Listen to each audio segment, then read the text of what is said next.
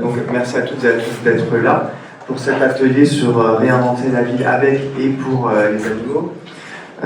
Alors que les municipales de 2026 se préparent, on va répondre à cette question politique. Quelle place pour les animaux? Quelle place pour la condition animale dans les villes écologistes?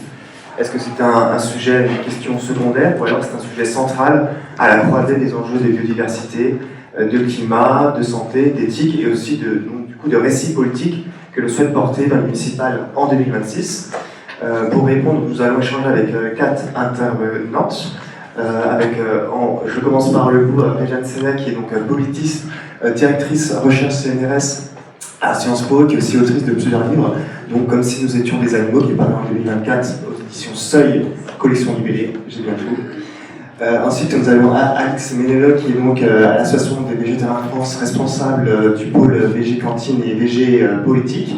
Sandrine Rousseau, députée Les Écologistes à Paris. Et Nathalie Dehan, qui est donc élue à Vénissieux à l'animalité urbaine et puis aussi à la métropole de Lyon. Donc, je me présente, je suis Sylvain Maschino, je suis co-responsable de la commission conditions animales avec Laetitia Bensadoc, qui est un peu en retard mais qui devrait arriver également. Un petit mot rapide sur les commissions, pour celles et ceux qui ne les connaissent pas, c'est un espace de travail, de réflexion, d'échange et de production. Donc nous on donne sur la condition animale en partie, et ça s'illustre notamment lors des journées d'été des écolos, où on monte certains ateliers. Donc là on a eu le plaisir d'en monter un avec ces intervenantes. Pour commencer, ce qui fait un petit peu chaud, je vais proposer une intervenante un icebreaker. Peut-être une question sur quel a été votre déclic personnel, parce que souvent on ne pense pas forcément situé par rapport au sujet qu'on évoque, il y a souvent des parcours quand même personnels. Quel a été votre déclic personnel qui vous a amené à vous engager sur le sujet de la condition animale? C'est assez rapidement, si vous avez une anecdote ou un souvenir qui a marqué votre parcours de vie, qui vous amène aujourd'hui à prendre la parole sur le sujet de la condition animale. On commence dans le sens que vous voulez, si quelqu'un veut prendre la parole. Sinon... Personnellement, j'ai vécu en Chine il y a une quinzaine d'années. Et pour certains qui le savent, il y a un festival où on mange des chiens en Chine. Et du coup, je me baladais en mobilette dans la ville. Et j'étais assez outrée de voir qu'il y avait des chiens partout en cage qui allaient être consommés. Et j'ai fini par m'énerver et libérer des chiens qui étaient sur le bord de la route. Donc je me suis fait un petit peu attaquer et j'ai fini au poste. Et quelqu'un m'a dit, mais vous, les Blancs, vous avez un problème avec les chiens, c'est pareil qu'un cochon. Et là, je me suis dit, oui, il a peut-être raison. Et donc j'ai commencé à me poser des questions sur la condition animale. Et c'est là où je me suis engagée. Voilà.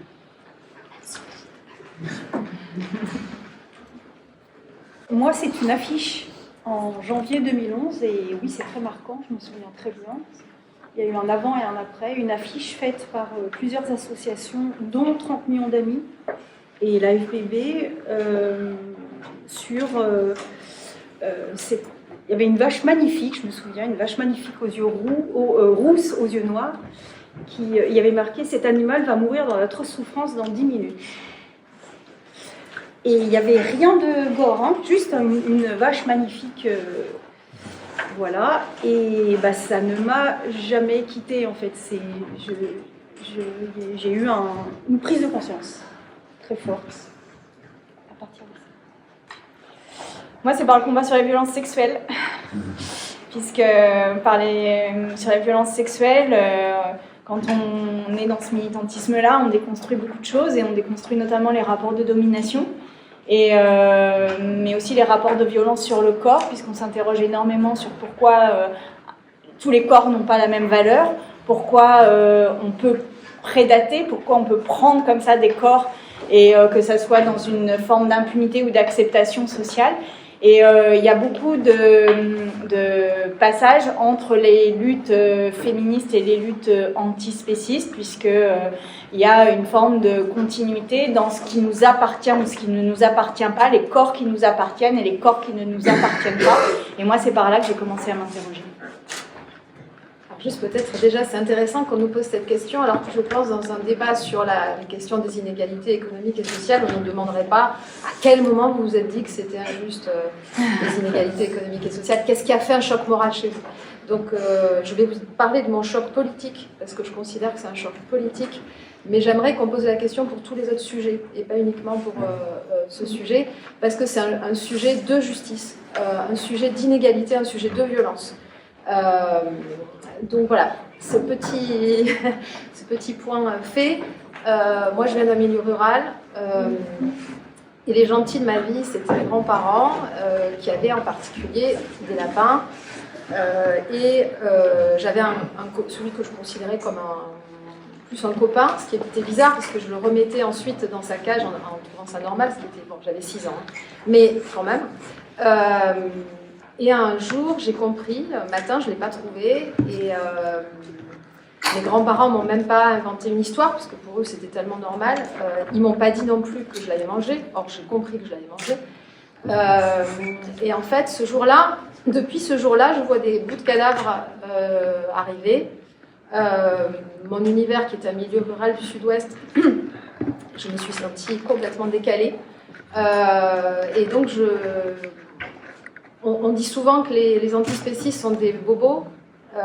En fait, il y en a beaucoup, et pour avoir fait moi une enquête récemment auprès de 59 d'entre eux et avoir observé des actions, il y en a beaucoup qui viennent comme moi du milieu rural et qui, la dissonance de la viande, c'est pas possible, hein, parce qu'on a entendu des cochons crier, on a vu les gens qu'on aimait égorger des poules, on a perdu ce qu'on considérait comme des amis en les mangeant, ce que ma psychanalyste a dit que c'était très grave de voir cette expérience. Manger les amis, c'est un peu traumatique.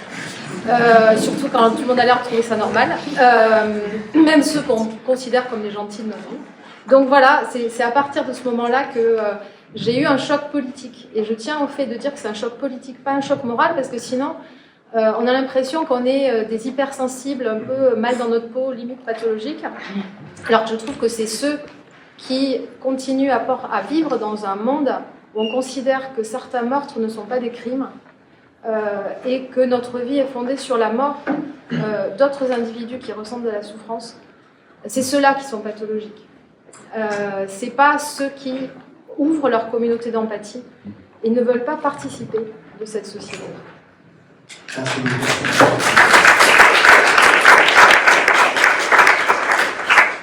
On va pouvoir du coup amorcer la table ronde, on va faire une partie d'intervention, ensuite d'échanges entre les intervenantes et à la fin il y aura enfin une partie questions-réponses, sinon on ne traite pas trop. Donc n'hésitez pas à noter sur le téléphone vos cahiers, les questions que vous avez, on va essayer de prendre le temps à la fin de pouvoir y répondre. Subsidiarité oblige chez les écolos, on va commencer par l'action locale. C'est toi ici autour de la table, Nathalie. Finalement, comment cette question animale est arrivée dans ton travail en tant qu'élu à la fois à Vénissieux et à la métropole de Lyon? Pour Vénissieux, pour la ville, c'était un sujet de campagne électorale, donc dès 2019, dans le petit groupe d'écologistes qui a débarqué plus tard quand on a été élu, dans la majorité communiste. Mais ce n'était pas un sujet de campagne chez les communistes. C'est arrivé après, pendant le mandat en fait. Donc voilà comment ça a débarqué à Vénissieux, en 2 temps, en quelque sorte, un peu décalé. Et pour la métropole de Lyon, eh bien, on est venu me chercher en 2019 sur cette question-là, avec une question absolument irrésistible pour moi. Je ne peux pas résister à ce genre de questions. On est venu me voir en disant « Nathalie, souhaites-tu une place éligible pour faire avancer la condition animale ?» Bah oui, désolée, oui. Voilà, moi, comment ça s'est passé. Et du coup, en termes d'action que tu as pu mettre en place dans ces 2 mandats? Oui, alors, je vais continuer à faire le distinguo ville et métropole de Lyon. À la ville, on voit un peu, je pense que les gens sont un peu familiers des compétences d'une mairie. Le maire, c'est la personne la plus proche au niveau de tous les élus. Eh bien, à Vénissieux, ça a commencé par le fait que la maire communiste a créé, parce que c'est le pouvoir des maires de créer ou de ne pas créer, d'accorder ou de ne pas accorder les délégations. Elle a créé une délégation conditions animales, donc animalité urbaine, gestion de l'animal en ville, et elle me l'a confiée. Et ces 2 gestes ne sont pas anodins, c'était volontaire de sa part.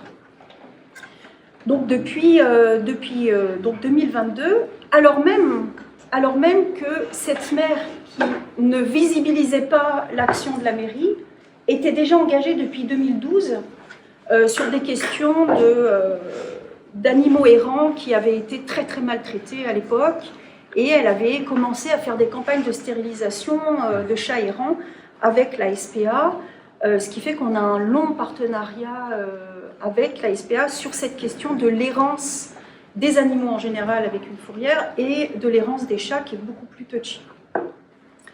Donc, la création de cette délégation qui fait que ça amène une visibilité générale, c'est la base.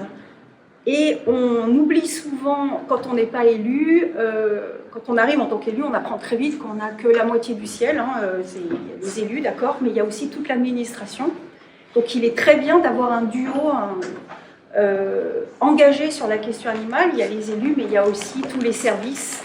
Si possible, un ou une chargée de gestion, quelqu'un dans les services qui s'en occupe pour ne pas tout faire soi-même.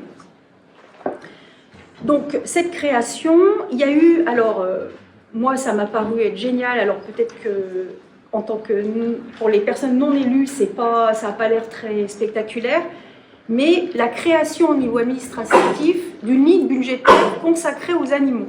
Ça a l'air de rien dit comme ça, mais franchement, j'étais très joyeuse ce jour-là. Donc une ligne budgétaire consacrée aux animaux et entre autres le fait de consacrer un peu d'argent aux soins de premier secours sur les chats errants devenus chats libres par la stérilisation et l'identification au nom de la ville de Vénissieux. Pareil, ça a l'air de rien, sauf que quand on vient en aide à des animaux errants, ils ont souvent quelque chose, au moins des parasites, quelque chose à l'œil, quelque chose à la patte. Eh bien, ces soins sont pris en charge. Et tout ça n'est pas évident, en fait. Donc, c'est des avancées au niveau de la ville. Mais aussi, il y a eu une enquête conditions animales, une enquête citoyenne. On a demandé aux citoyens ce qu'ils voulaient. Il y a eu une enquête spécifique sur les pigeons et oiseaux des villes. Il y a eu, là j'ai lu dernièrement un journaliste qui s'est intéressé aux nouvelles bénévoles. Donc il y a eu une formation, un appel aux bénévoles, formation des nouvelles bénévoles de terrain. Là je continue à parler des campagnes de stérilisation de chats errants qui nous prend la tête en tant que délégué conditions animales et qui nous occupe beaucoup, alors qu'il y a beaucoup de sujets. On a multiplié les campagnes de stérilisation de chats errants, on les a améliorées avec des achats de cages, etc., cages de convalescence. Il y a eu aussi, pour sortir un peu des animaux domestiques, il y a eu aussi la labellisation du parc de la mairie en refuge LPO, l'introduction de l'article, qui est désormais un article reconnu par la loi BEA, bien-être animal, dans la commande publique. La commande publique en France, c'est-à-dire les achats des collectivités, c'est 10% du PIB français. Ce n'est pas rien. Et si à chaque fois qu'on achète quelque chose qui correspond aux animaux, bien sûr les achats de stylos ne sont pas concernés par l'article BEA, mais si à chaque fois qu'on achète quelque chose qui a un impact sur la souffrance animale, on introduit cet article avec un taux intéressant, là c'est par rapport au code de la commande, on peut faire que cet article soit un peu important ou très important. Moi j'aimerais qu'il soit très important. Bon, c'est en cours, mais au moins il est un peu important dans la commande publique désormais de la campagne municipale de Vénissieux. Il y a eu aussi la création des fêtes des animaux, aussi bien côté métropole que côté Vénissieux,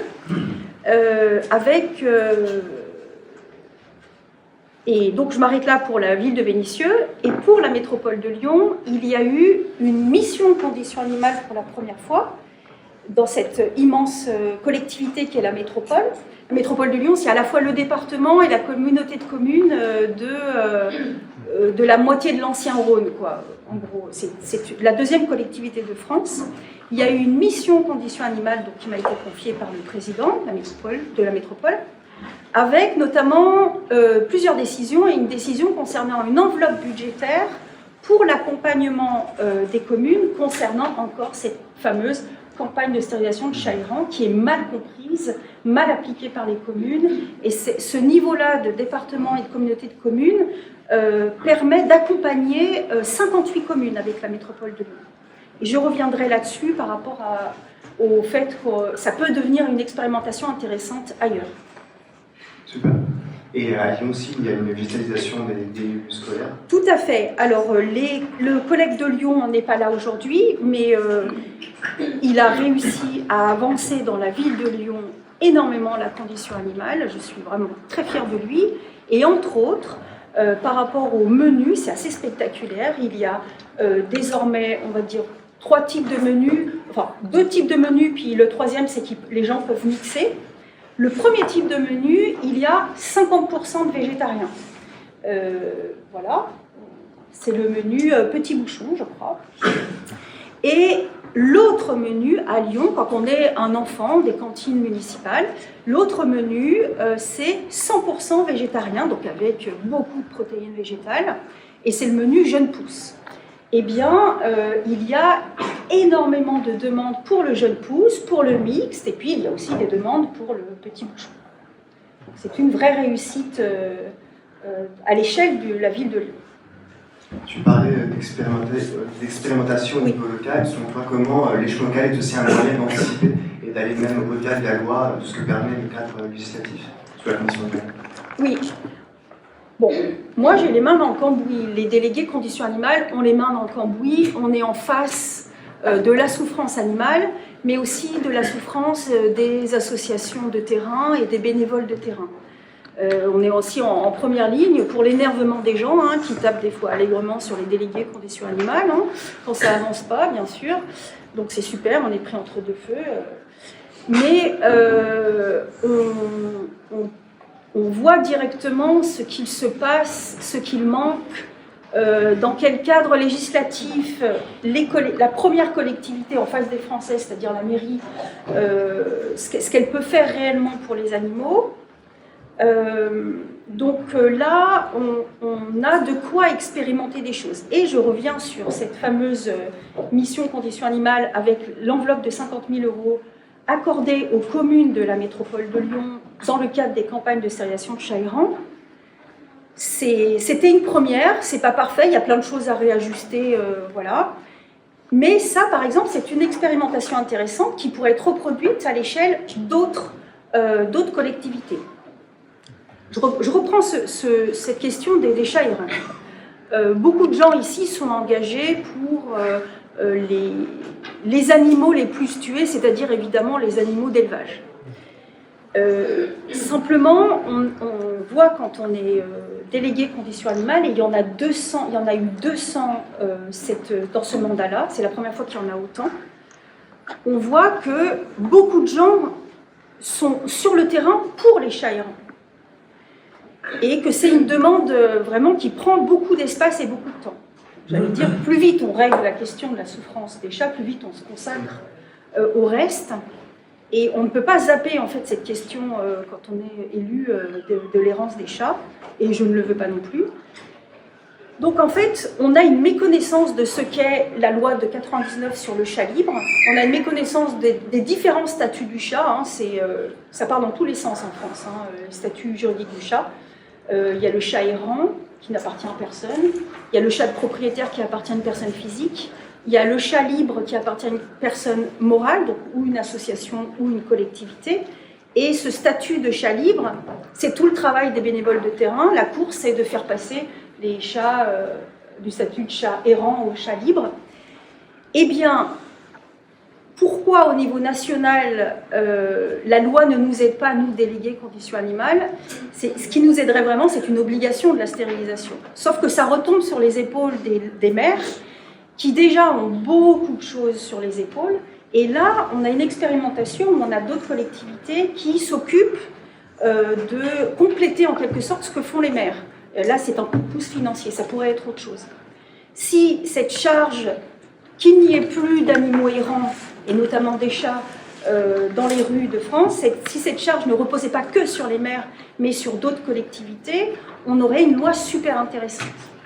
Et on a là, par exemple, une expérimentation un peu complète qui est intéressante, mais pas que. Il y a aussi tout ce qui s'est passé avec les cantines et l'article BEA. Donc, là, on en est au tout début. On est quelques-uns à avoir interpellé le Sénat, qui est la collectivité nationale qui protège plus particulièrement les collectivités locales, sur la souffrance des élus délégués conditions animales qui galèrent bien. Et d'ailleurs, petit aparté, merci beaucoup Marie-Françoise pour tout ce que tu fais à Strasbourg. J'ai visité hier, avant-hier, les chats abris. qui aide les bénévoles. C'est un cadre intéressant. Il y a plein d'autres choses que tu fais. Et vraiment, félicitations. Voilà, je voulais te dire ici, merci beaucoup. Et c'est très inspirant. Moi, j'ai passé mon mandat à me former avec différentes formations sur les animaux et autres. Et on a beaucoup à apprendre les uns des autres.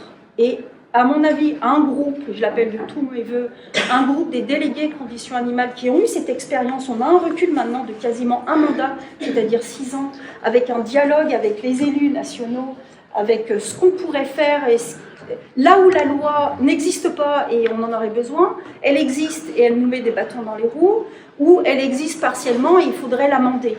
Et bien ce groupe-là de travail, élus locaux, élus nationaux, ça serait formidable en fait à mettre en place. Voilà. Merci beaucoup Nathalie. On voit effectivement dans ton témoignage la capacité des villes à faire bouger les lignes. Et la condition animale est un levier de transformation au niveau local. Justement, Sandrine, ça fait le lien au niveau législatif. Dans l'ancienne question, on s'en était parlé lors de la préparation. À l'approche du municipal, pourquoi c'est stratégique politiquement aussi pour nous de porter le sujet de la condition animale? Oui, je voudrais que donc, bonjour à tous et toutes. Je voudrais que les écologistes parlent beaucoup plus de conditions animales que nous en parlons actuellement, et je voudrais que nous portions politiquement la question de l'antispécisme. Parce que je pense que dans les leviers de transformation de notre société, de sortie d'un système productiviste qui nous met en danger de vie ou de mort, parmi ces leviers-là, l'antispécisme en est un parmi d'autres. Comme le féminisme, comme l'antiracisme, comme la lutte contre la croissance, etc. Même si ce n'est pas un rapport de domination, enfin, comme les rapports sociaux d'une manière générale. Et en fait, la question de l'antispécisme, à mon sens, n'est pas suffisamment portée au sein de l'écologie politique comme étant une ligne de conflictualité politique, mais aussi une ligne de bataille culturelle. Aujourd'hui, si vous regardez le nombre de végétariens en France, il est 5 fois plus important que le nombre de chasseurs. Pour autant, on entend énormément les chasseurs dans l'espace du débat politique. On entend très rarement les végétariens en tant qu'individus portant une ligne politique. Et ce que je voudrais vous dire, c'est qu'il ne faut pas avoir peur d'aller chercher cet antispécisme, d'aller chercher ce supplément d'empathie dont parlait, cet élargissement de l'empathie dont parlait Réjeanne Sénac tout à l'heure.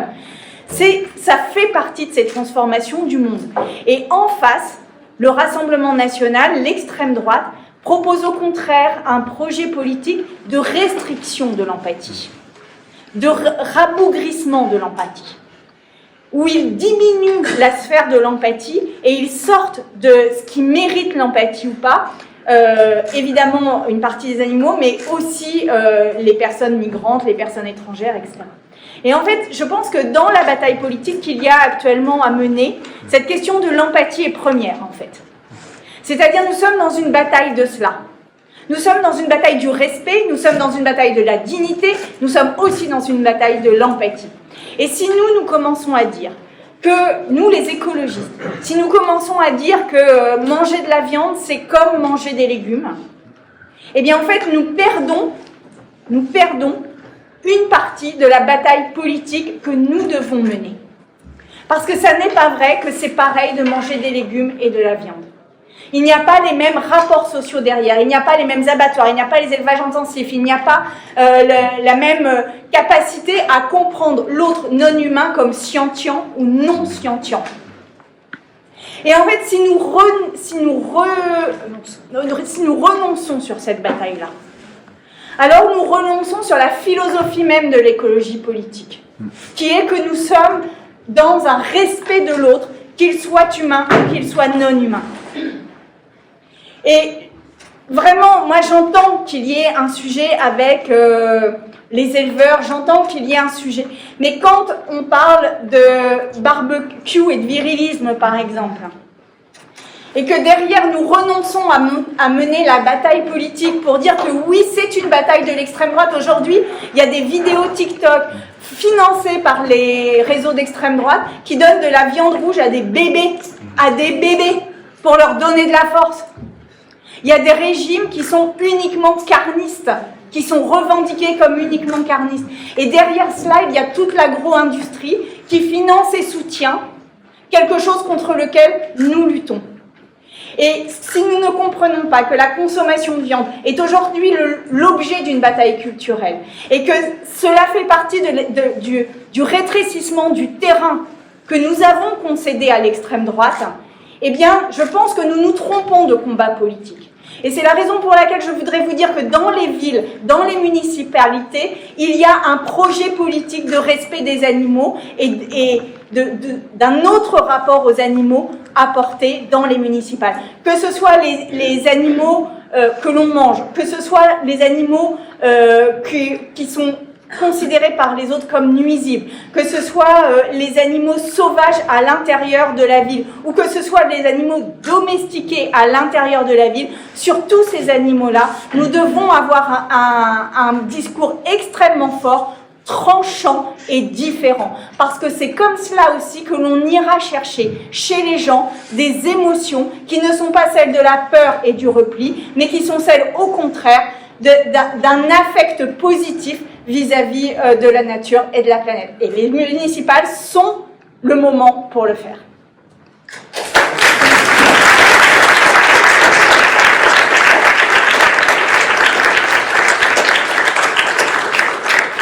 Je voudrais saluer le 214 qui est dans la salle et que qui change les affects qui participe à la contre la consommation. Merci beaucoup. Merci beaucoup Sandrine pour ces mots forts. Si on revient souvent sur le cadre plus normatif, tu connais bien les lois de la protection animale. Quelles sont aujourd'hui les grandes limites à dépasser, pourquoi ça bloque, et revenir aussi peut-être sur éventuellement les complémentarités, comment ton travail législatif, le travail des députés écolos peut venir en complément du travail qui est fait au niveau local, municipal. Alors, il y a plein de compléments possibles.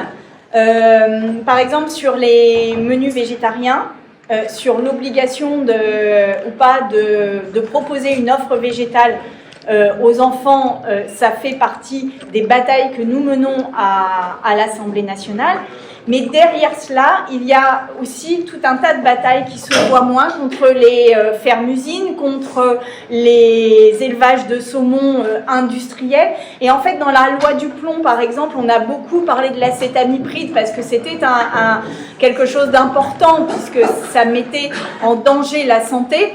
Il faut savoir que dans la loi du plomb, il y a aussi la possibilité d'augmenter les élevages intensifs de poulets et de porcs sans aucune espèce de contrôle ni sanitaire ni des autorités d'une manière générale.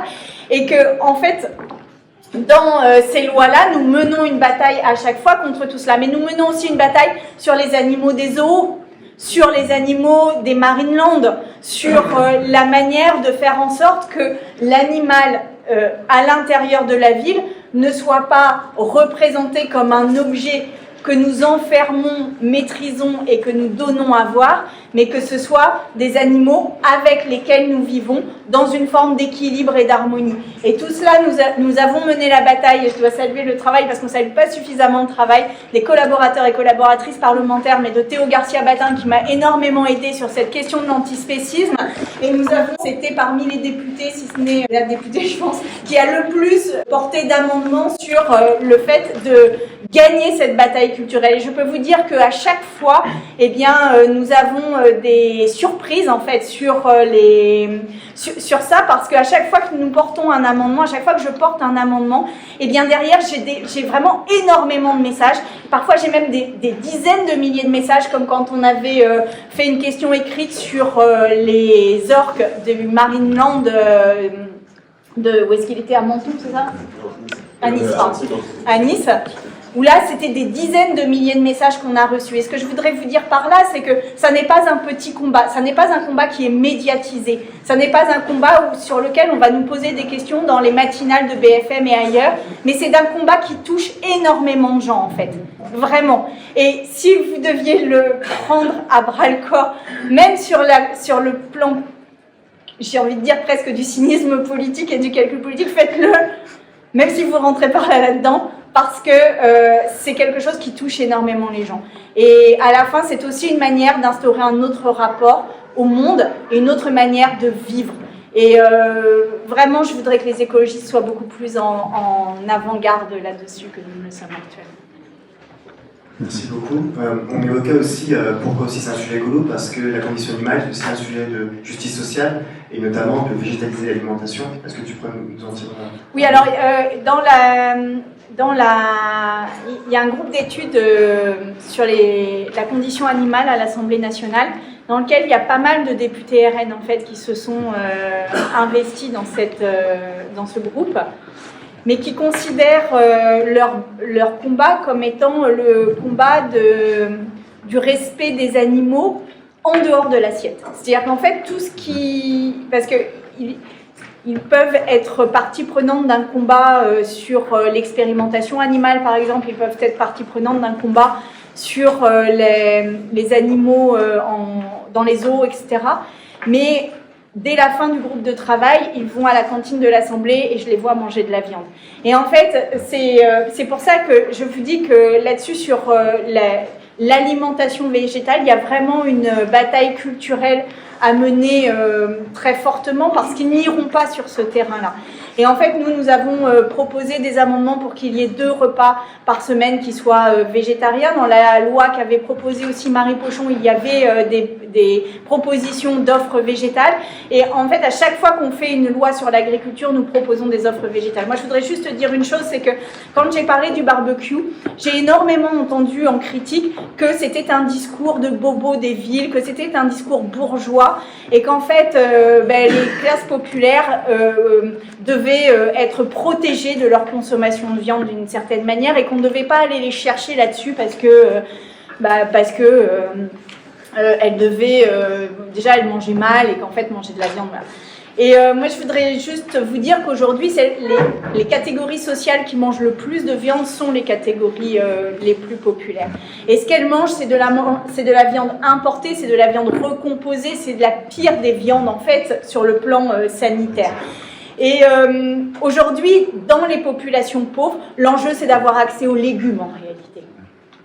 Il y a plus de difficultés à avoir accès aux légumes, à avoir accès à des fruits de qualité, plutôt que d'avoir accès à de la viande. Et on ne peut pas se dire que parce qu'il y a des catégories populaires, on ne mène pas ce combat. Parce qu'en fait, la viande est mauvaise pour tout le monde. Et quand on n'a pas d'argent, la viande est encore pire. Quand vous regardez la composition des steaks hachés, il y a parfois marqué sur les boîtes de steaks hachés premier prix qu'il y a jusqu'à 42% de bœuf. Ça veut dire quoi le reste? C'est quoi qu'il y a derrière? Et donc, renoncer à interpeller, y compris la malbouffe de ce point de vue-là, eh bien, c'est renoncer aussi à un combat social.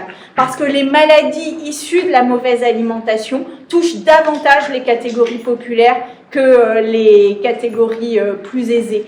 Et donc, moi, je suis très en colère quand on me dit ça, parce que presque ce sont les catégories populaires qui ont le plus besoin de changer leur alimentation et qu'on devrait le plus accompagner, y compris financièrement, pour qu'elles puissent réellement le faire.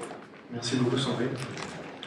On va maintenant plonger dans justement ce que ça implique de changer son alimentation, l'alimentation végétale. On va passer à toi, Alix. Au sein de l'AVF, vous communiquez souvent, vous mettez souvent en lumière le fait que l'élevage, notamment l'élevage intensif, est un moteur central de la crise environnementale que nous vivons actuellement. Est-ce que tu peux nous en dire quelques mots ? Alors, en 2025, quand on parle de crise climatique, dans la tête de la majorité des gens, on va penser au carbone. Donc, je vais commencer par là. Le secteur de l'alimentation est le deuxième secteur le plus émetteur de carbone en France. Alors, on nous fait régulièrement la blague de dire oui, c'est le P des vaches. Alors, en détournement du P et de l'euro des vaches, il y a quelque chose qui s'appelle le sac à dos écologique. Je pense que beaucoup d'entre vous connaissent cette notion. C'est quand on produit quelque chose, tout ce qu'on ne voit pas. Et donc, quand on va parler de la viande qui est dans notre assiette, ce qu'on ne voit pas, c'est la partie déforestation, c'est la partie production azotée qu'on va mettre pour pouvoir produire les céréales à destination de ces animaux, le transport depuis l'autre bout du monde. Alors oui, il y a la fermentation entérique, qui est le P et l'euro des vaches qui rentrent dedans, mais il y a aussi toute la partie transformation. Et donc, quand on mange un plat qui contient du bœuf, en termes d'émissions carbone, c'est à peu près l'équivalent de 14 repas végétariens et 18 repas végétaliens. Donc je pense qu'en termes d'action écologique pour la réduction du carbone, c'est ce qu'il y a de plus efficace et de plus simple. Après, quand on parle de pollution, on parle assez rarement de l'empreinte hydrique et de l'impact sur l'eau. Alors s'il y a des Bretons dans la salle, je pense que tout ce qui est pollution des sols et des eaux, ils pourront vous faire un beau schéma de l'impact des algues vertes liées à nos cochons. Mais en termes de consommation d'eau et de consommation des ressources, c'est quelque chose qu'on n'a pas en tête. Si vous voulez produire 1 kg de pommes, vous avez besoin de 800 litres d'eau. Si vous voulez du soja, c'est 1800 litres. Et si vous voulez faire 1 kg de bœuf, c'est 15 000 litres.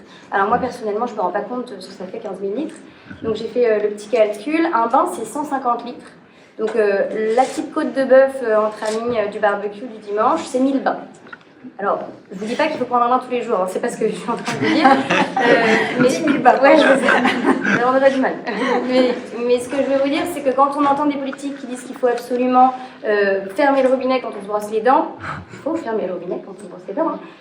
Mais c'est incomparable par rapport à la consommation de viande et de produits animaux en termes d'impact sur l'empreinte hydrique.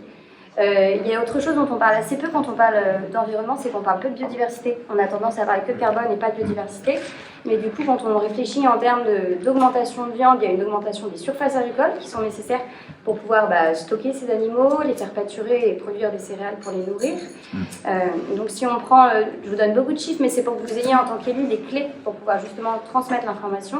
Si on prend la totalité des surfaces agricoles au monde, 83% sont à destination de l'élevage.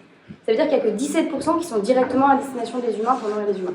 Il y a quand même un problème dans ce chiffre-là. La faim dans le monde n'est pas un sujet.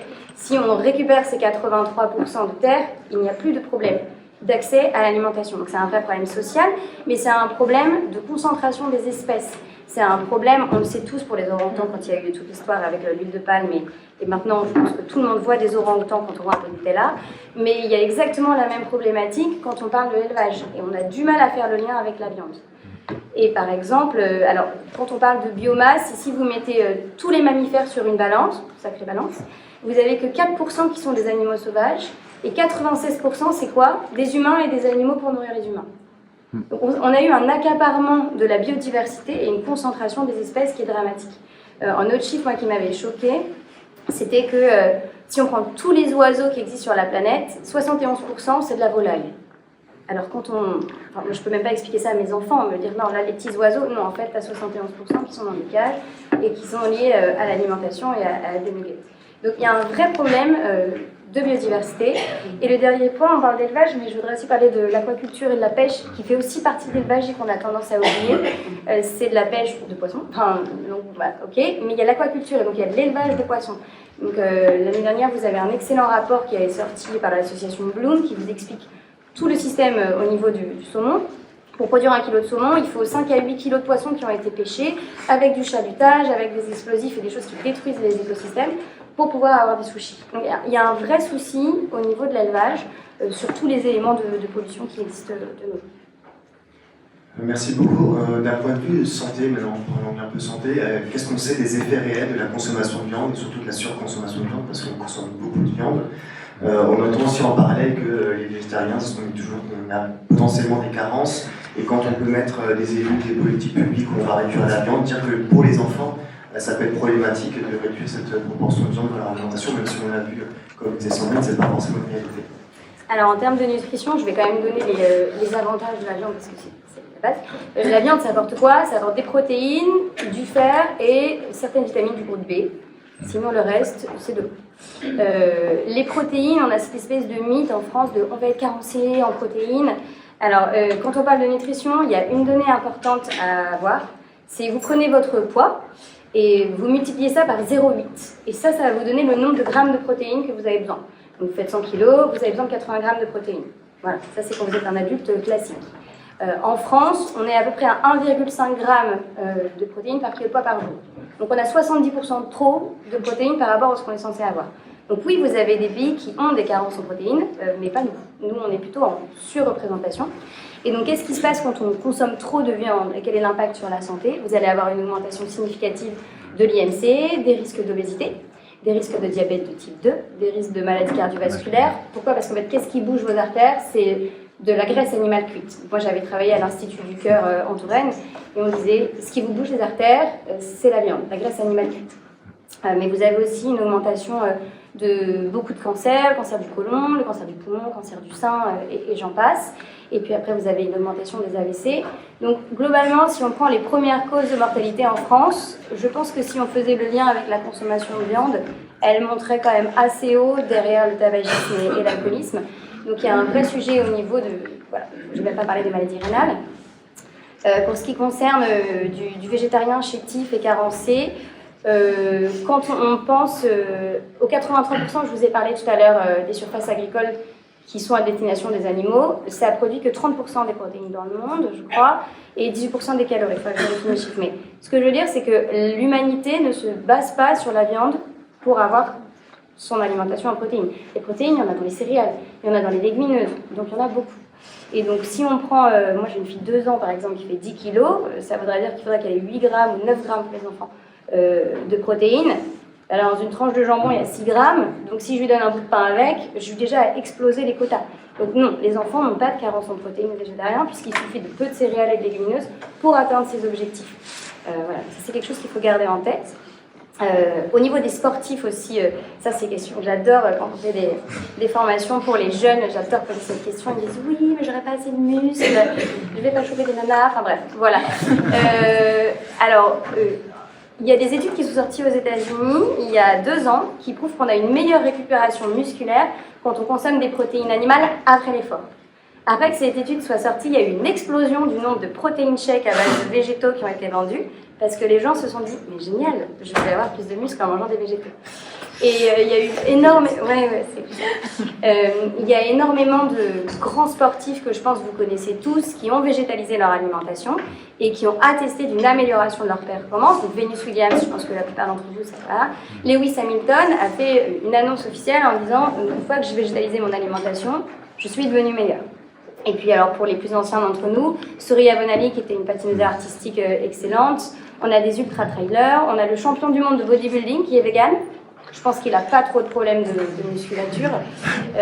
Voilà, donc on peut très bien être sportif et végétaliser son alimentation. N'écoutez pas les gens qui veulent vous vendre des protéines shakes. Merci beaucoup. Ça passe du coup par la sensibilisation dès le plus jeune âge. Tu as des tips sur comment éduquer, sensibiliser aux protéines végétales dès l'enfance? Leur en faire consommer via la restauration collective. C'est compliqué de parler de légumineuses sans même savoir ce que c'est. Donc dans les cours de nutrition aussi, on voit bien, on parle de protéines, et puis les familles, c'est la viande, les œufs, les produits laitiers, et puis les légumineuses, une fois sur 2, les professeurs de sciences n'en parlent pas. C'est quand même un petit peu dommage.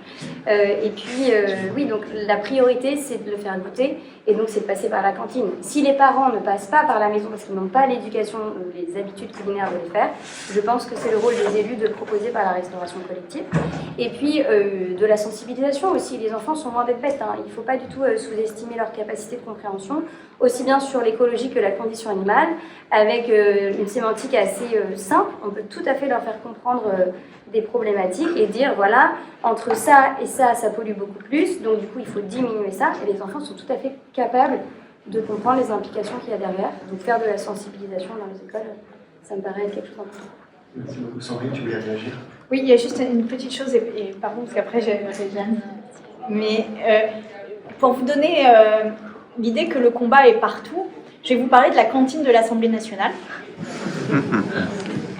Où, quand je suis arrivée, il y avait un seul repas végétarien. Midi et soir, c'était le même, alors qu'on a souvent des séances nocturnes, donc c'était le même repas.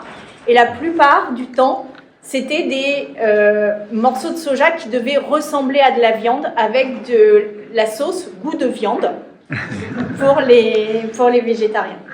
Et ça fait 3 ans maintenant qu'on mène un combat, mais alors vraiment quotidien, pour faire en sorte que l'offre végétale soit plus importante, plus variée, qu'elle soit de même qualité que l'offre de viande, etc. Et là, il y a eu un recrutement de cuisiniers. Donc, on a obtenu déjà maintenant qu'il y ait 2 repas végétariens, 2 offres végétariennes à la carte. Et on a obtenu, là, il y a eu un recrutement de cuisiniers à l'Assemblée nationale. Et on le sait par la bande, mais ils ne nous l'ont pas dit à nous. Mais la question qui a été posée aux candidats, c'était si vous aviez des écolos, qu'est-ce que vous leur feriez à manger? Et ce combat, qui est vraiment un combat dur parce qu'il y a eu une résistance extrêmement forte, finalement conduit à bouger les choses. Donc ce que je veux dire, c'est que dans les cantines, il y a la même chose, dans toutes les cantines, il y a à peu près la même chose, c'est-à-dire qu'il faut aussi mesurer le fait que des cuisiniers de métier ou des cuisinières de métier ne savent pas forcément cuisiner des repas végétaux et qu'il y a toute une éducation et une acceptation et qu'en fait, on ne gagne pas non plus forcément du premier coup là-dessus. Voilà. Venez à l'Assemblée, on va manger végé.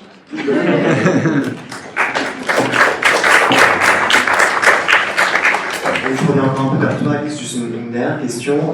Vous, à la LEF, vous travaillez donc avec les municipalités. En quoi la condition animale peut être un sujet pour toi de transversalité, de travail collectif au sein d'une municipalité? Alors, du coup, moi, je vais répondre peut-être plus sur le côté végétalisation, mais la végétalisation, c'est un peu la Suisse de la condition animale, quoi.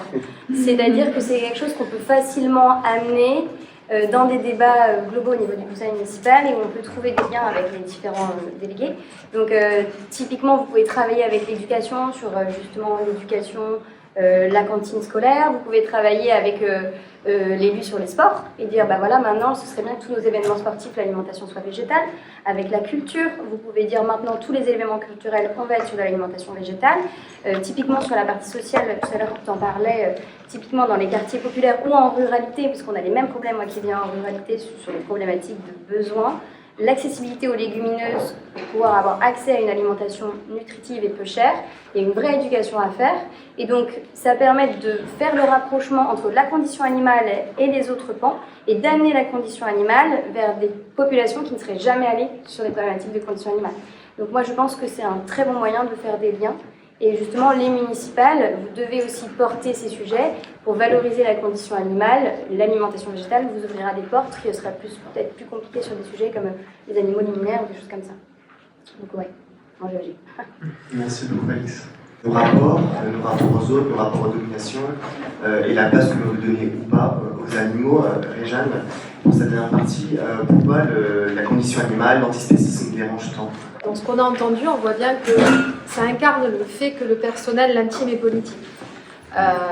Et que, en plus, dans une identité française qui est marquée, sans doute plus que dans d'autres pays, par un rapport à l'alimentation qui se veut à la fois la meilleure cuisine du monde, je pense qu'on s'est autoproclamé cette question-là.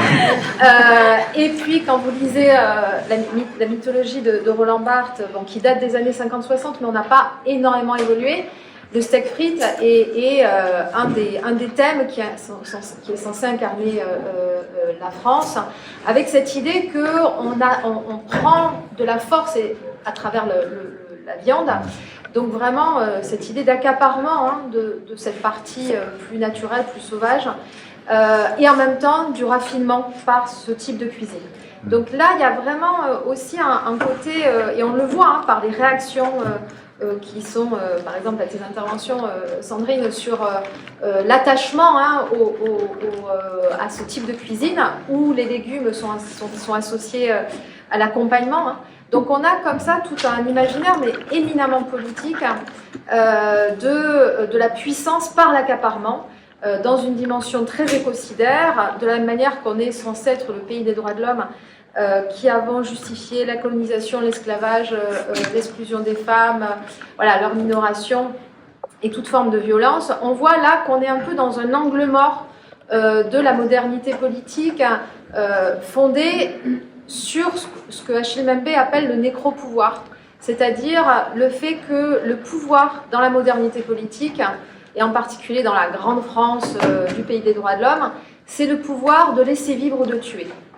Et que à la gauche de l'échiquier, on s'est quand même un peu libéré, en tout cas, il y a une mauvaise conscience assez marquée vis-à-vis du racisme systémique et des colonies, de l'esclavage, et aujourd'hui du racisme encore marqué.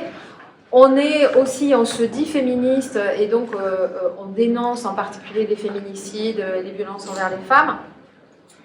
Même si c'est absolument pas parfait sur ces deux dimensions, on est d'accord, mais enfin, il y a quand même une volonté d'être en cohérence vis-à-vis de ça, vis-à-vis aussi de la question sociale. Par contre, sur le spécisme, on voit qu'il y a encore un évitement et que là, il y a un angle mort, alors que c'est de moins en moins possible, grâce en particulier à L214, et merci beaucoup, d'avoir cassé l'omerta, d'avoir empêché de ne pas savoir, même si on n'a pas vu ces vidéos, on sait que c'est de la violence, en fait. Et ça ne peut pas être autre chose que de la violence. De tuer d'autres individus vivants et qui ont un intérêt à vivre pour notre vie, alors qu'on peut faire autrement, et qu'il est d'ailleurs meilleur pour nous d'un point de vue écologique, d'un point de vue sanitaire aussi, de faire autrement. Donc là, il y a un angle mort, et moi qui ai travaillé sur les mobilisations contemporaines contre les injustices, où j'ai fait 130 entretiens de responsables d'associations et activistes, mais aussi là, plus 60 plus récemment, ce qu'on voit, c'est qu'on a un malaise à gauche avec la question animale. Pourquoi ? Parce que la domination, elle a été justifiée en particulier par l'animalisation. On a animalisé les femmes, on a animalisé les personnes racisées, les personnes non valides, les pauvres, les fous, enfin tout ce qu'on veut, pour les sortir du politique. Et donc là, le gros challenge en termes d'émancipation, ça a été de passer la barrière de l'animalité et de devenir des humains à part entière, d'être reconnus comme des humains à part entière. Donc à chaque fois qu'une femme, une personne racisée est comparée à un animal non humain, il y a un malaise parce que ça nous renvoie à un sexisme et à un racisme constituant. Non, je ne suis pas une poule, dit Véronique Massonneau.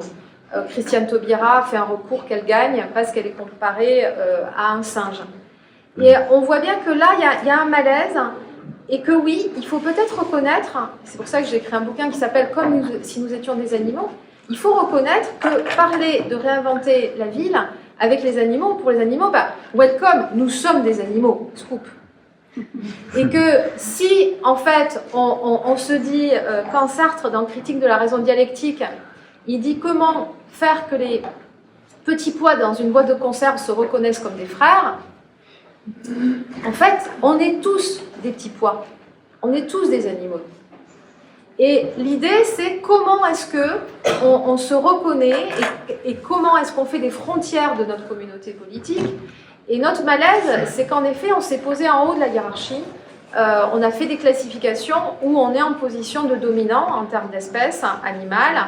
Et là, ça nous met en position, pour une fois, quelles que soient nos autres caractéristiques, d'être les méchants de l'histoire. Vraiment dans tous les sens du terme. Et de ne pas être en premier concerné, puisqu'on est des dominants légitimes en tant qu'espèce humaine. Donc comment est-ce qu'on fait avec ce mal-être-là, avec ce malaise-là, pour politiser ces enjeux, pour les penser en termes de cohérence individuelle, mais avant tout en termes de mise en agenda politique.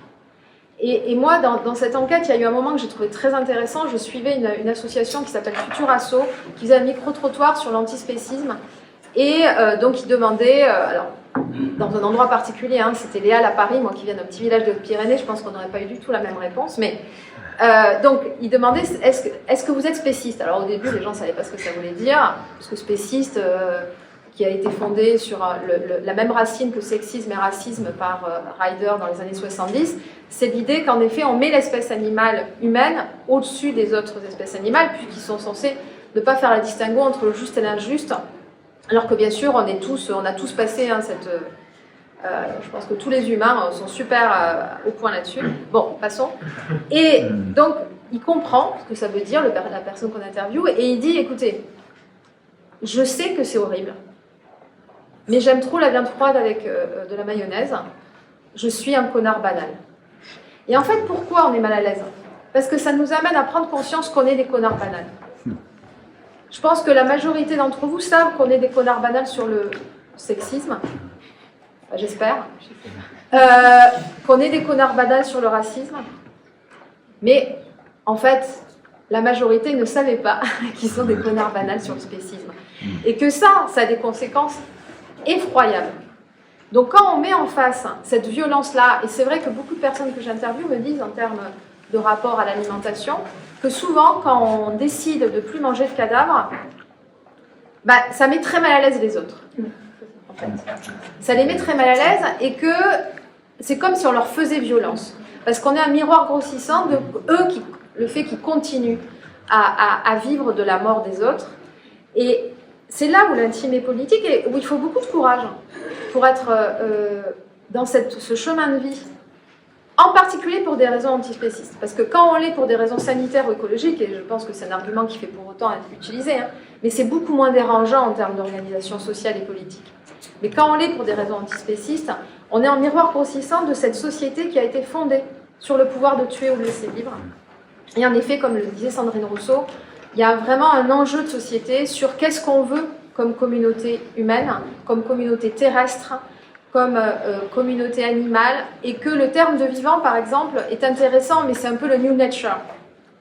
Être pour le vivant, c'est assez facile, en fait. Hein, on n'est pas pour la mort, donc on est pour le vivant, tout va bien.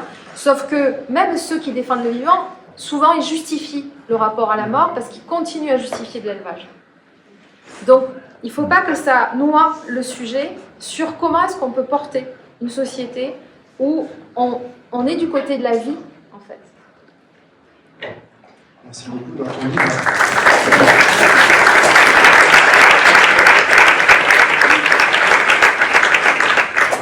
va apparaître en septembre par effraction rendre visible la question animale. Tu as donc mené une enquête d'une 60aine de responsables associatifs animalistes.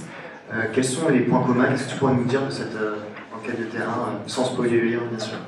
Alors cette enquête, je l'ai faite suite à l'autre enquête où j'avais interviewé donc, des féministes, des antiracistes, des écolos et des antispécistes et pour la justice sociale. Déjà, ça paraissait étrange qu'en travaillant sur la lutte contre les injustices, j'intègre l'antispécisme. Donc ça, c'est vraiment intéressant parce qu'on voit que c'est pas forcément pensé comme au cœur du rapport aux violences, aux injustices, alors que c'est éminemment central. Et moi, ce qui m'intéressait, c'est de voir ce qu'ils avaient de commun. Et j'ai vu qu'en effet, dans la confluence des luttes, à gauche, on est vraiment aujourd'hui dans une confluence des luttes entre féminisme, antiracisme, justice sociale, écologie. Mais par contre, l'antispécisme reste quelque chose d'assez dérangeant. Il suffit d'aller à la fête de l'UMA pour le comprendre, mais pas seulement, les manifs. Hein. Donc là, il y a quand même toujours cet angle mort. Donc j'ai voulu zoomer sur la question animale. Et ce que j'ai vu, c'est que, et ça je le savais déjà, eux ils font la confluence des luttes. Hein. Ceux qui travaillent sur ces enjeux-là, ils travaillent aussi sur l'imbrication entre les autres luttes. Et puis ce que j'ai vu, c'est l'idée qu'on voit aussi de manière plus générale sur les mobilisations contre les injustices, c'est qu'il n'y a pas de mythe de la pureté militante ou d'un seul répertoire d'action qui permettrait de tout résoudre. On est vraiment dans une logique de diversité tactique, de complémentarité entre les actions de rue, entre la sensibilisation, le plaidoyer, la négociation, mais aussi la désobéissance civile. Donc il y a vraiment cette imbrication-là. Il y a souvent beaucoup de respect entre les associations. On fait beaucoup de buzz sur les différences, voire sur les tensions entre égaux. Oui, ces gens-là ont aussi un ego, c'est plutôt rassurant, ou pas, mais enfin voilà. Mais de manière plus générale, il y a vraiment cette idée qu'on y arrivera en termes de sensibilisation, en termes de prise de conscience, que si on travaille ensemble. Et ce qu'on voit aussi, c'est qu'il y a eu vraiment un passage dans les années 2010-2015, il y a eu une levée d'omerta qui a débouché d'ailleurs sur la commission d'enquête parlementaire sur les conditions d'abattage, donc les conditions dans les abattoirs. Et on voit bien que depuis, il y a un avant et un après. Il y a aussi cette idée que depuis le Covid, il y a une difficulté des fois à être plus dans des actions de rue ou dans un militantisme vraiment actif. Et pour autant, on peut voir aussi le volet positif où, comme vous l'avez dit, il y a des élus maintenant sur la condition animale. Donc on est passé à une dimension qui est une dimension de mise en agenda politique, donc avec à la fois la modification dans le code civil, où les animaux sont reconnus comme des êtres sensibles, des êtres vivants doués de sensibilité. Il y a la loi de novembre 2021. Il y a vraiment des réseaux qui sont faits autour de convergence animaux-politiques en particulier. Donc on voit bien là qu'il y a un travail, de montée en puissance d'un véritable réseau. Alors oui, on peut voir tout le chemin qu'il y a à parcourir. Mais en tout cas, par exemple, Duška Marković, quand je l'interviewe, qui est conseillère à la mairie de Paris, me dit, au début, quand elle intervenait au Conseil de Paris, elle entendait les rires, en fait, les moqueries, quand elle parlait des surmulots, quand elle parlait justement des animaux non humains dans la ville. Et puis en fait, en prenant la place, en discutant, elle voit une reconnaissance de plus en plus grande et un respect de plus en plus grand. Donc je pense que c'est aussi une leçon qu'on peut tirer de toute l'évolution des sujets. Sur les questions féministes, et moi j'ai beaucoup travaillé là-dessus, ou sur les questions antiracistes, on voit bien qu'il y a des choses qui apparaissaient folles il n'y a pas si longtemps et qui ont évolué dans le bon sens. Et sur les questions animales, on voit qu'on est dans le même chemin. Donc oui, il y a des résistances, oui, il y a des réactions, il y a du conservatisme, mais il y a aussi beaucoup de sujets qui n'étaient pas de sujets qui en sont.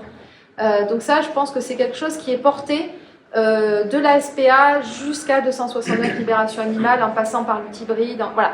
Donc il y a vraiment toute une cartographie avec beaucoup de pluralité, et c'est beau, c'est bon qu'il y ait tout ce foisonnement, mais il y a aussi beaucoup d'avancées. Donc là, je pense que c'est important de voir toutes ces avancées. Merci beaucoup, Réjeanne. Le temps file, donc on va passer à la dernière partie. Si maintenant on veut changer les mentalités, on commence par où?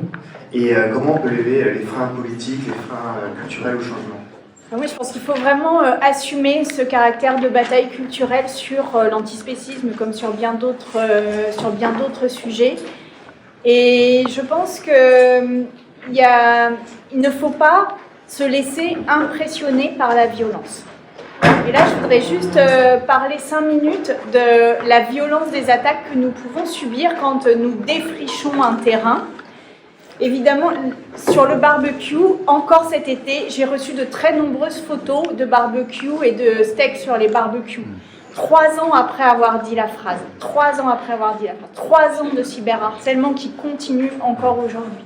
Donc évidemment que la violence que l'on a en face, elle est réelle. Quand je vois, pour ne pas le citer, Fabien Roussel qui fait plus de steak et moins de tofu en interview de rentrée, je me dis, on a encore du progrès à faire. Mais ce que je veux vraiment vous dire, c'est qu'il faut que nous soyons solides et confiants en nous là-dessus, parce que la société est bien plus avancée que ne le laisse penser le débat politique et médiatique sur ces sujets. Je vous disais qu'il y avait 5 fois plus de végétariens que de chasseurs, mais tout le débat sur l'intelligence animale, la sentience animale, les émotions que ressentent les animaux, tout ce débat-là est en train de percoler dans la société, d'infuser la société. Et aujourd'hui, je pense qu'il est très difficile de tenir des propos comme on a pu les tenir dans les années 70 ou 80 sur l'idée qu'un animal est comme une machine et qu'il répond uniquement à des stimuli. Aujourd'hui, plus personne ne pense ça. Tout le monde est conscient du fait que les animaux ont des ressentis, ils peuvent avoir des émotions, une sentience, etc. Et une intelligence, une capacité d'adaptation. Et en fait, pour moi, c'est là qu'est le nœud de l'affaire. C'est que si vous considérez qu'un cochon, un poulet, comme un dauphin, comme un orque, comme je sais pas quoi, a une sentience, a une capacité à ressentir, a une capacité à s'adapter, à une forme d'intelligence, alors vous ne pouvez pas le manger en fait. Vous ne pouvez pas, ou alors vous êtes obligé de faire une contorsion intellectuelle qui ne va pas tenir très longtemps. Et ça, aujourd'hui, l'idée que les animaux sont dotés de ces émotions est répandue absolument dans toute la société. Il n'y a plus personne dans la société qui peut parler d'animal, machine et de stimuli, ou alors vraiment de manière très très minoritaire. Et donc, il faut s'appuyer sur ce mouvement de fond sur lequel, forcément, l'élevage intensif va être questionné, forcément les abattoirs vont être questionnés, l'élevage, même pas intensif, va finir par être questionné, et notre comportement vis-à-vis des animaux va être questionné. Aujourd'hui, on a des condamnations pour mauvais traitement d'animaux, on n'en avait pas encore il y a quelques années. Donc, soyez confiants dans le fait que vous êtes dans un mouvement de la société, et ça n'est pas parce que ça n'est pas médiatisé que ça n'existe pas. Et je pense qu'aujourd'hui, nous ne mesurons pas suffisamment l'évolution très profonde de la société sur la lutte contre le sexisme, sur la lutte contre le racisme, sur la lutte contre l'antispécisme. Évidemment, il y a y a une espèce de manipulation mentale, une organisation qui veut nous faire croire le contraire. Mais si vous regardez toutes les statistiques, la société est bien plus en avance. Donc n'hésitez pas et ayez confiance en nous, ayons confiance en nous, ayez confiance en vous là-dessus, parce que vraiment vous répondrez à quelque chose qui consciemment ou inconsciemment est en train d'exister dans la société.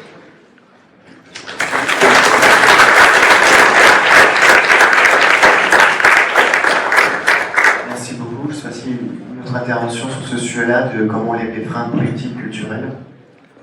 Jeanne, tu parlais de tout le tissu associatif. Je trouve qu'en tant qu'élu, vous ne nous utilisez pas assez, les associations. Je trouve que, tu vois, typiquement, le fait que tu sois formé sur le délit alimentaire, j'ai trouvé ça génial. Mais si un élu n'a pas la possibilité de le faire, nous, on peut vous fournir des informations sur ce sujet.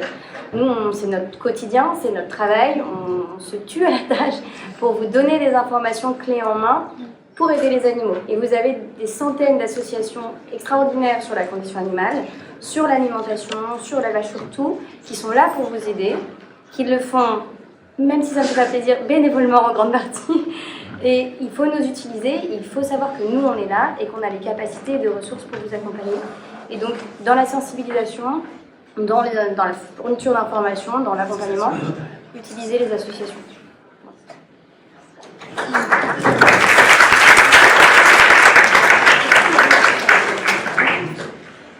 Je voudrais apporter un petit complément. Elle a fait allusion au diplôme universitaire qui est relativement nouveau de la faculté de médecine de la Sorbonne sur les alimentations végétales. Est-ce que vous pourriez lui donner une liste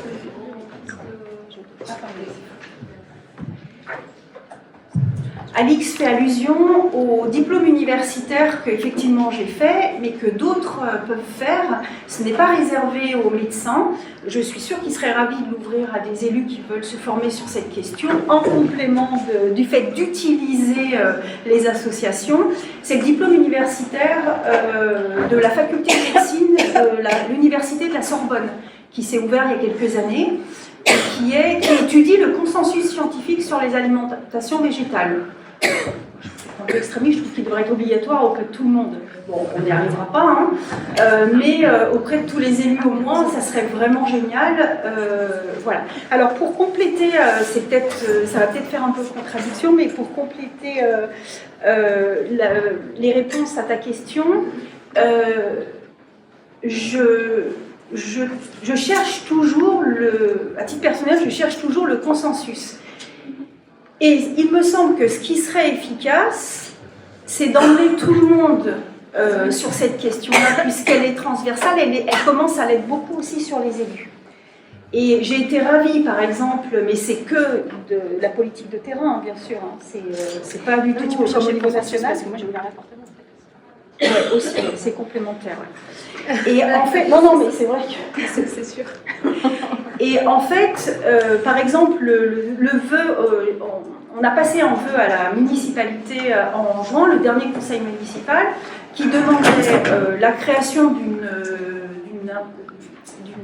mission interministérielle ou d'un ministère de la condition animale, hein, j'expérimente et je rêve, qui demandait aussi une loi, une cohérence vis-à-vis de la lutte contre les abandons des animaux avant l'été, mais qui demandait aussi, ce vœu a été voté à l'unanimité, qui demandait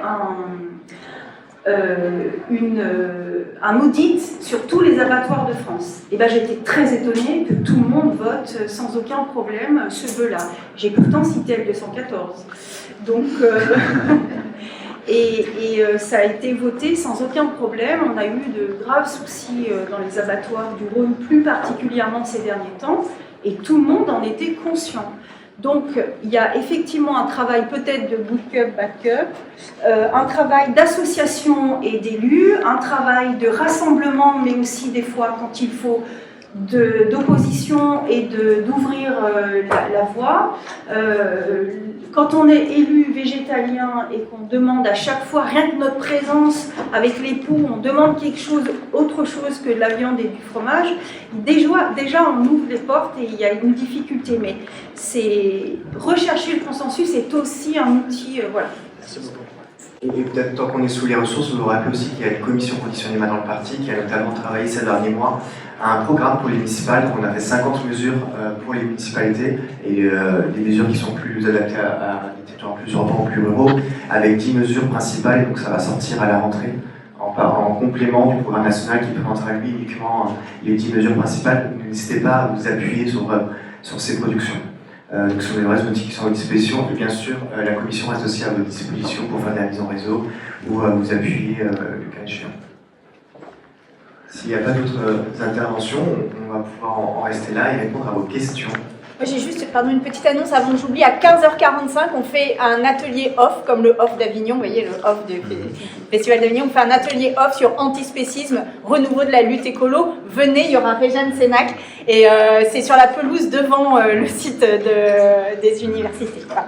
Et avant 15h, il y a l'apéro à 14h de la commission condition animale. Vous pouvez faire une journée entière de la condition animale, c'est formidable. On va prendre une ou deux questions. Florence. Éducation à l'empathie. Baptiste Morisot parle de manque d'égard vis-à-vis du vivant. Et donc, il est vraiment temps de relier l'humain à l'humus. Je suis enseignante et je suis élue à Paris dans le 20e arrondissement. Et donc, là, tout à l'heure, on était aussi dans un atelier sur l'enfant. Et c'est vrai que l'enfant est de moins en moins, enfant, adolescent, enfin humain en général d'ailleurs, de moins en moins en contact avec ce qu'on va appeler le vivant. Et donc là, je pense qu'il y a une véritable urgence de remettre effectivement cette dimension-là, et notamment au niveau de la formation des enseignants, la formation des animateurs qui emmènent, par exemple, c'est déjà un premier pas, qui emmènent les enfants dehors. Ça, c'est effectivement une évolution pour l'instant très positive de ce qu'on appelle éduquer dehors. Mais qu'en est-il de l'éducation nationale par rapport à ces questions-là? Et ça dépend encore trop des académies. Donc, et les INSPE aussi. Qu'est-ce qui se passe dans les INSPE, dans les instituts de formation des enseignants par rapport à ces questions-là?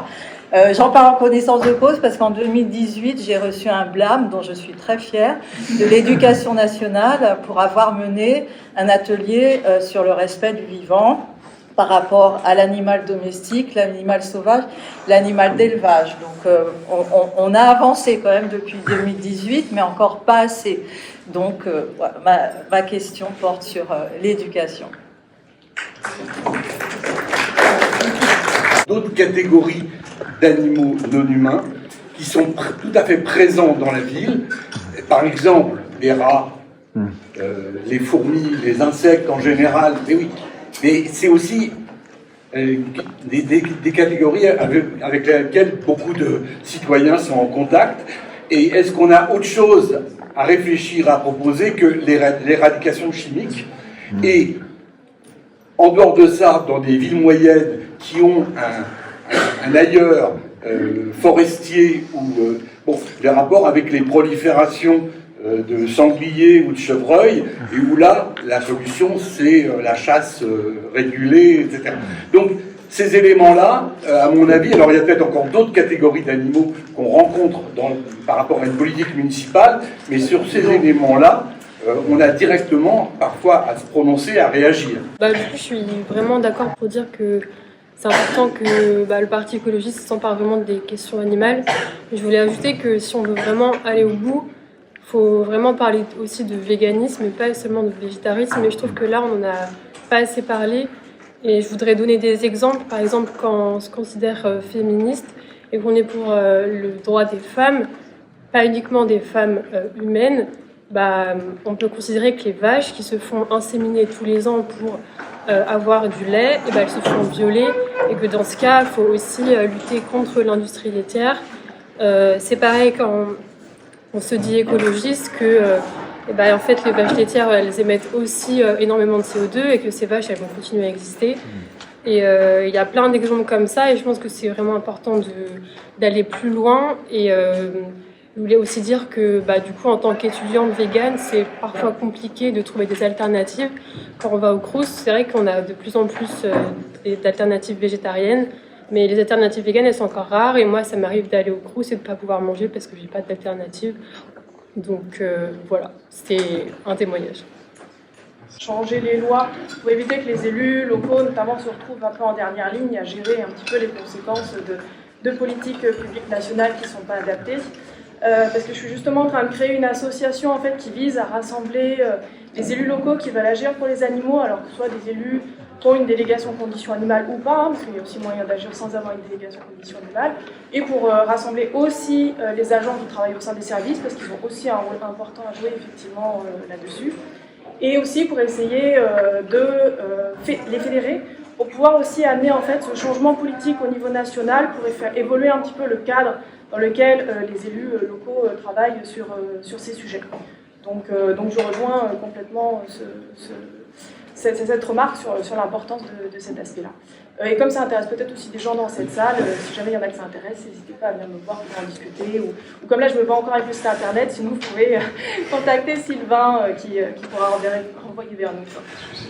Si vous voulez continuer à parler de spécisme et d'antispécisme, venez au stand 269 Live France à cause de l'exposition Sentience, une association qui dénonce le spécisme et ses conséquences dans la rue de France depuis une dizaine d'années. Donc maintenant, une question pour Sandrine Rousseau. Vous parlez à la fois de végétarien en tant que force politique et en même temps, vous revendiquez l'antispécisme. Est-ce qu'il n'y a pas une incohérence vu que le végétarisme, mine de rien, contribue inévitablement à l'exploitation animale, aux élevages et donc au spécisme? Pour rappeler qu'il y avait aussi l'exposition devant l'amphithéâtre pour celles et ceux que ça intéresse d'approfondir cette notion-là. L'exploitation du corps des animaux femelles. Et en fait, il y a vraiment quelque chose autour, en effet, d'un parallélisme entre l'utilisation productive du corps des animaux qui produisent du lait, et particulièrement des femelles, et du corps des femmes. Et donc, oui, je suis d'accord avec vous sur le fait qu'il y a encore une contradiction là-dessus. Et je dis aussi que c'est un parcours que je fais et que là-dessus, je ne suis pas encore allée au bout de ça, je le reconnais.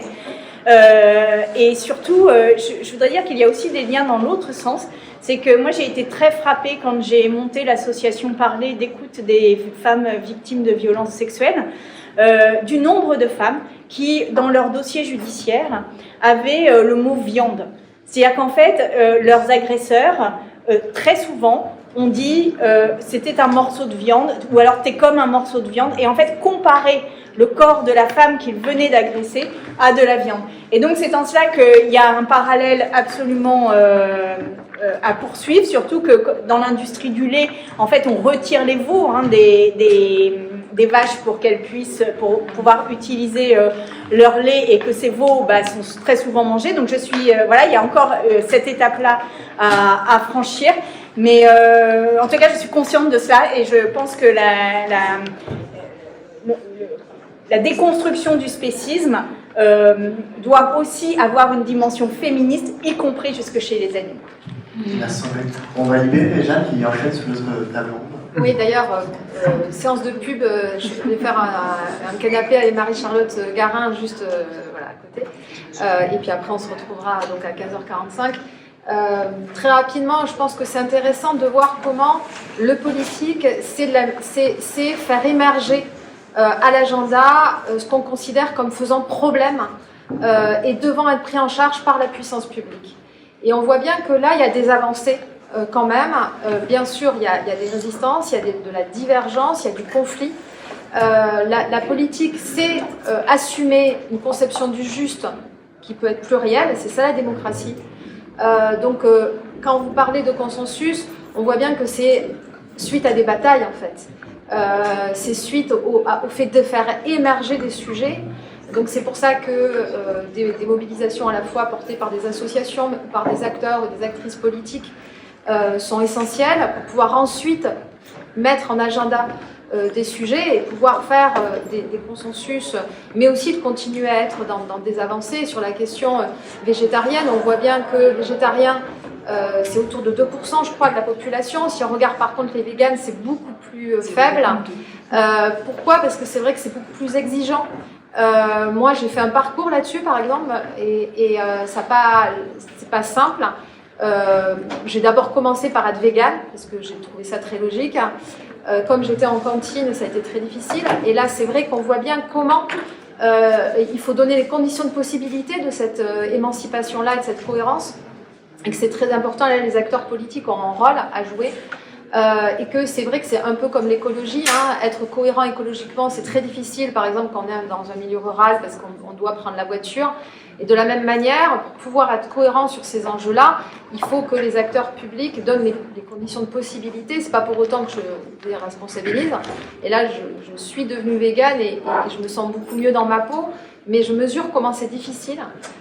Donc je pense qu'il faut à la fois de l'indulgence et de la persévérance sur ces sujets, qu'en effet c'est un parcours personnel, c'est un parcours politique, mais on voit que dans l'écologie, je crois que ce matin il y avait un atelier sur sauver l'élevage paysan, donc moi je suis contente qu'il y ait eu cet atelier-là, et parmi les personnes que j'ai interviewées, il y a une vraie prise en charge et prise en compte du fait que ce qu'il y a à remettre en cause c'est un système, c'est pas des individus, et que les ouvriers d'abattoir, les agriculteurs sont aussi des victimes de ce système cannibale, avec des conditions de vie et de travail très difficiles, et que beaucoup d'associations se mobilisent pour la transition, pour aider à la transition. Donc je pense que c'est important de ne pas faire des oppositions, mais vraiment de se dire c'est un parcours, mais pour autant il faut le regarder en face, et il faut arriver à remettre en cause toute forme d'élevage si on veut être cohérent sur ces sujets. Et désolée, je dois courir. Alors, je vais rester sur ce que je fais. Hein. Il y a énormément de choses qui sont répertoriées, et notamment dans le site Politique Animaux porté par L214, de tout ce qu'ont fait les 200 élus délégués conditions animales. Sur l'éducation, j'avais beaucoup d'ambition.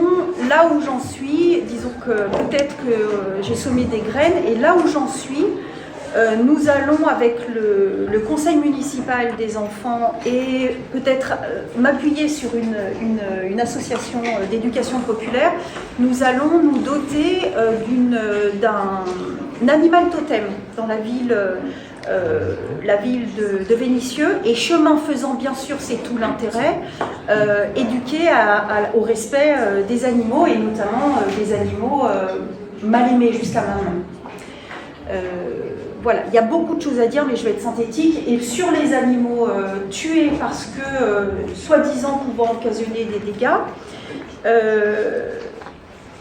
je me suis appuyée, tu vas être contente, je me suis appuyée sur AERO, une association qui connaît, protège et propose aux politiques des solutions sur les pigeons des villes et autres mal-aimés, corvidés, etc., qui propose des solutions très concrètes. Hein. Par exemple, pour déplacer sans tuer ni eux ni individus des nids de corvidés, il faut à un moment donné qu'il n'y ait pas 3 branches, par exemple, sur les arbres donnant sur des allées de voiture ou des allées tout court d'habitation. Donc c'est des solutions, il y a des solutions concrètes pour déplacer un peu les animaux ou les voitures, hein, c'est pas toujours à nous peut-être de nous étaler, c'est peut-être à nous aussi de faire des efforts. Donc je suis dans la recherche de solutions concrètes, espèce par espèce, rue par rue quasiment. Il y a des pistes, et puis par exemple sur les rats, on s'est tous dit hein, dans nos différents groupes d'élus, c'est compliqué là, hein, de ne pas être dans l'étal.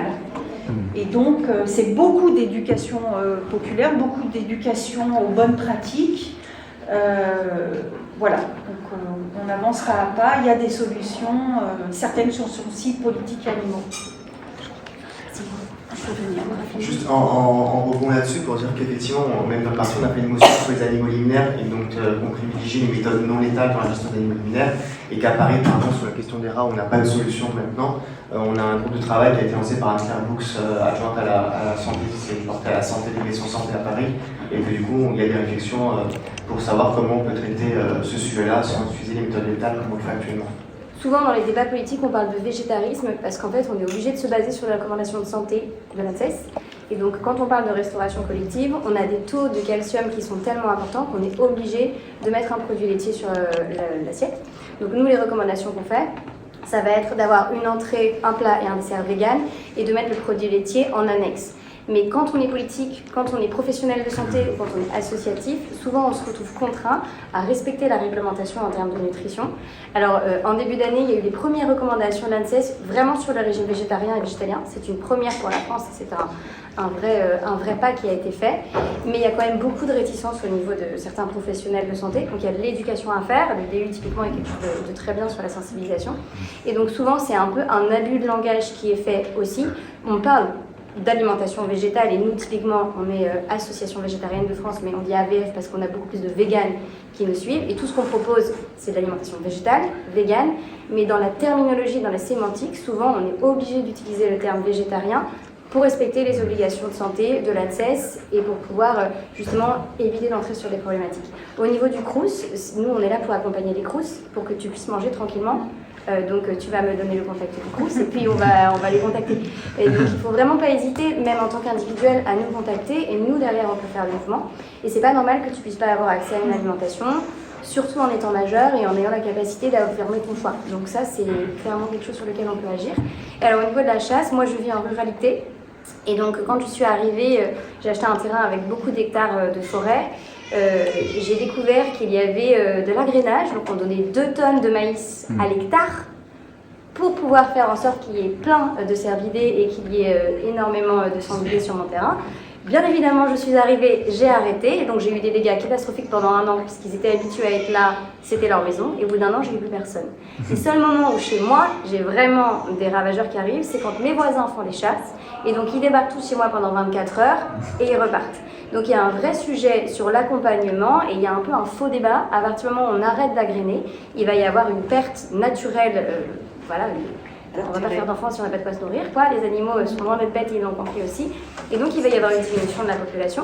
Il y a aussi un encadrement à faire au niveau des écoles en ruralité. Et je vois bien, moi dans l'école de mes enfants, on ne parle des cervidés et des sangliers que comme des problèmes, sans expliquer qu'on est en train de le nourrir, ce problème.